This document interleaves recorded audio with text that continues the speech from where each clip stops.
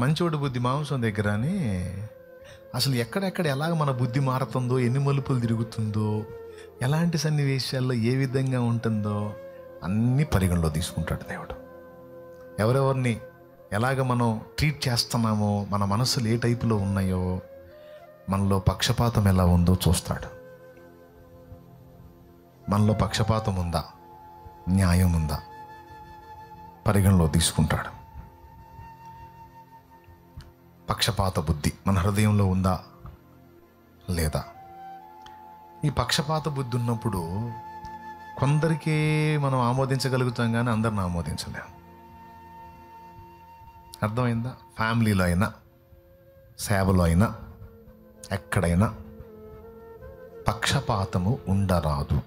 ఎందుకంటే దేవుడు న్యాయాన్ని కోరుతాడు కనుక న్యాయ ప్రవర్తన. నా బిడ్డ అయినా పరాయి బిడ్డ అయినా ఒకటే కదా.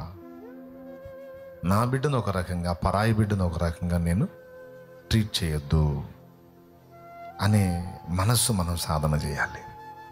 అర్థమైందా? ఇప్పుడు పరాయి బిడ్డ నీకు అందుబాటులోకి వచ్చినప్పుడు ఆ పరాయి బిడ్డకి కొంతమంది చూసారా, పరాయి బిడ్డలకి చెడుతనాన్ని నేర్పుతారు, సొంత బిడ్డలకేమో గద్దిస్తారు.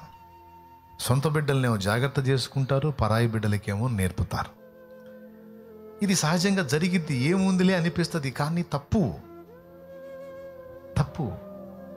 నీ బిడ్డకైతే నేర్పుకుంటావు, నువ్వు నేర్పుకోవుగా, మరి పరాయి బిడ్డలకి ఎలా నేర్పుతున్నావు?